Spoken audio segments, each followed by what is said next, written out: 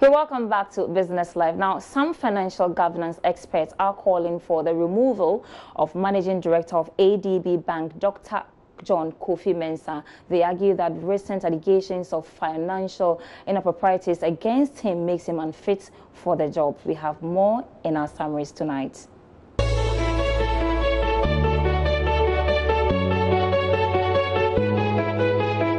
Pressure is mounting on the Managing Director of ADB Bank, Dr. John Kofi Mensah, to step down voluntarily or be removed from office in view of the legal suit brought against him by the receivers of Capital Bank.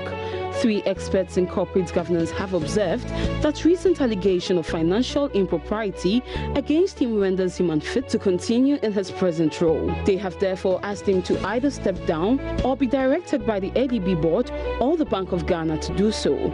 Dr. Richmond Etuahene, who specializes in corporate governance in banking, Mr. Justice Ewuku Sao, a retired Chief Executive Officer of the Institute of Directors and Private Consultants on Corporate Governance, and an international investment expert, Dr. Samuel Ankara, concurred that Dr. Mensah's removal was needed to urgently preserve public confidence in ADB. Kotoka International Airport's Terminal 1 will soon be used for the servicing of private jets, the managing director of the Ghana Airports Company has said. John Atefua says the Ghana Airports Company has issued a license for a fixed-based operator who may be commencing operations in 2019 after some renovations at Terminal 1. We are going to turn Terminal 1 into a fixed-based operation where we will give it out to a private operator who will service private jets. We hope that when we do that, we will be able to attract private jets from neighboring countries. Those who own private jets may come and even use here as their base, and we can earn some income from there, Mr. Atefua said.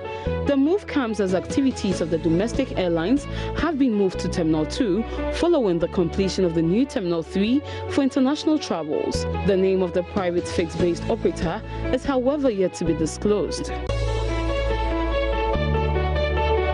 The Securities and Exchange Commission (SEC) has said it will be keeping a close eye on Men's Gold Company Limited's online ventures. Men's Gold Ghana is set to launch an online gold store, a buying and selling markets platform known as Men's Gold Global Market, on Monday. While it remains unclear how the company will be operating online, the SEC said it will intervene if it determines Men's Gold is working within its purview. We have also picked signals in public on the issue about an online business. We are monitoring. As long as it offends our legal or regulatory regime, we will come into play, the head of legal and enforcement at SEC, Ni Oman Badu, said at a press soiree. As long as that platform falls within the regulatory regime of the SEC will act, he also stated. Mr. Badu said the SEC has limited information at the moment and will be working to get a clear picture of Men's Gold's operation. Let's do some other stories now. And power transmitter Ghana Grid Company, Gridco, is struggling to operate due to the failure of as many as 39 companies to pay for services provided. Gridco says the debt situation has caused a reduction in energy transmission and also halted most of its operations. In the process, at an annual general meeting, management of Gridco said things could get worse if government does not intervene. There's more in the following report. Gridco incurred a loss of 31 million cedis in 2017 alone, with its maintenance and operations severely hampered by huge debt owed by its main customers, ECG and Valco, to a tune of 8 million cedis. This was made known by the board chair of Gridco, Cabral Blair Amehia, at the company's annual general meeting. To collaborate with all stakeholders in the industry to bridge the digital divide in Ghana. Computerized maintenance management system. Asset maintenance and management was a major aspect of Gridco's operations in 2017. Management, under the guidance of the board, entered into an agreement for the procurement of a computerized maintenance management system, which will give comprehensive support to assist maintenance and spare parts management. Responding to the debt situation faced by Gridco, Deputy Energy Minister in charge of Finance and Infrastructure, Joseph Kujo, said all debt owed the power distributor will be converted to equity moving forward. Except to say that there has been committed consultations and it's a decision point, and it is to be signed that government debt sitting on the books of Gridco is to be converted to equity.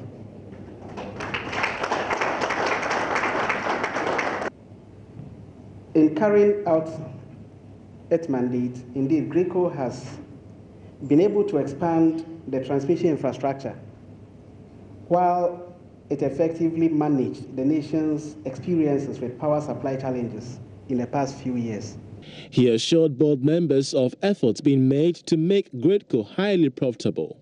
Gridco recorded a total revenue of 715 million cedis, representing a 6.14% on revenue accrued in 2016.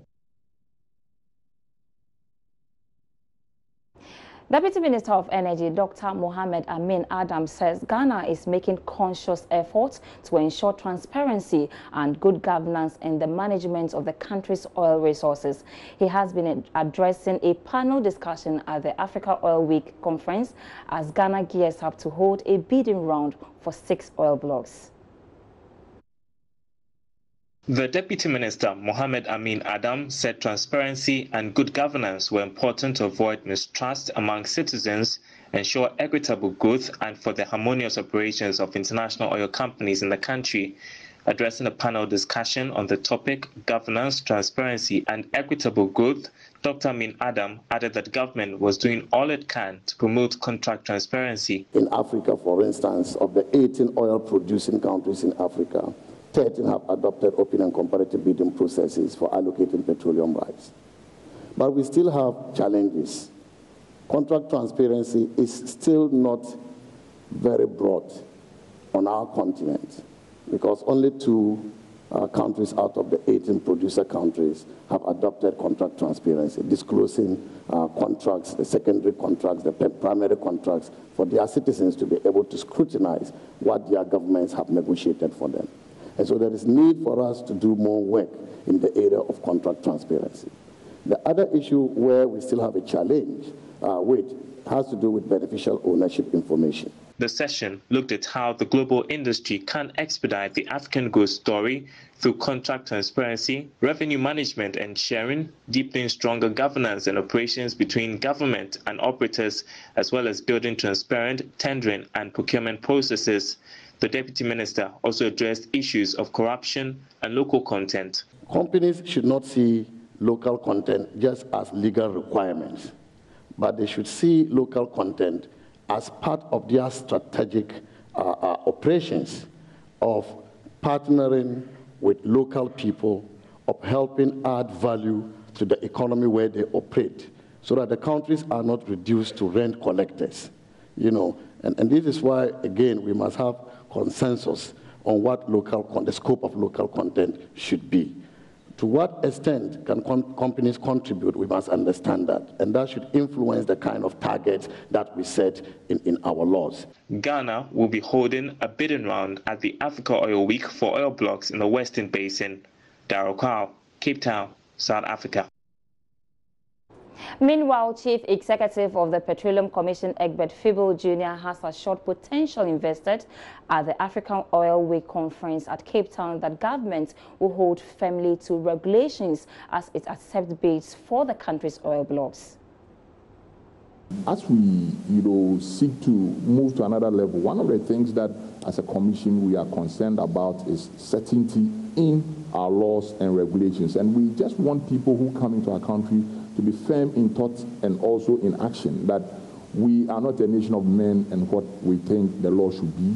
We are a nation of laws, and you realize that we are very fair in dispensing the law. We are very fair and firm in ensuring that the right things are done, because we believe that these hydrocarbons are resources that we are holding in trust for generations to come. And we have no business whittling or depleting them without a conscientious and sustainable approach to ensuring that best value is gotten for all of these things that we are all doing today by reason of the fact that we are alive today. So we work our fields and also think about those who come after us, and we encourage such partnerships in thought to enable us to drive and sustain our hydrocarbon sector. You're still watching Business Live. There's more after this break.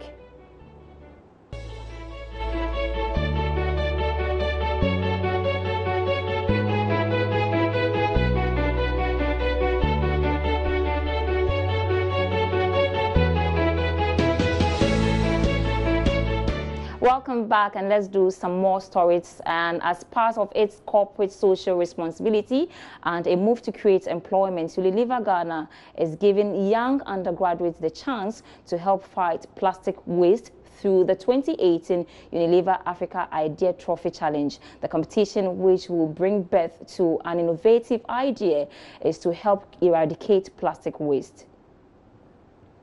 The challenge is an employability program by Unilever Ghana. Undergraduates from various universities across the country were given the chance to be a part of the event. The young students were equipped with skills for working in the corporate world as they were coached and groomed by experts over the 4-month period of the competition. The brand partner for this year's challenge is Omo, and teams have been given the chance to rebrand the product in a way to be environmentally friendly. Head of Communication and Sustainability at Unilever Ghana, Henry Herbert Mam, explained that the concept for this year is part of Unilever's agenda to create reusable packaging by the year 2024. Even in this country, we know that there are issues to do with plastic. We know the menace that is beginning to cause plastic waste, choking gutters, we have flooding issues and all that. Globally, waste is being highlighted. Most of these things end up in the ocean. So we are actually creating a problem for ourselves, even though plastic really has lots of benefit. But at the end of it, realizing that it's beginning to create another problem that we need to all take hold of. And so as a company, globally, we've taken it upon ourselves that by 2024, we're going to have everything we do with plastic become reusable, recyclable, and all that. So this is another step in making that manifest. The winners of the competition will enjoy an all-expense-paid trip to South Africa and also stand the chance to partake in the international competition in April next year. That's all for Business Live tonight, but do log on to our website, myjoyonline.com/business for more business updates. Thanks so much for watching. My name is Sandra Esenamap, and have a great evening.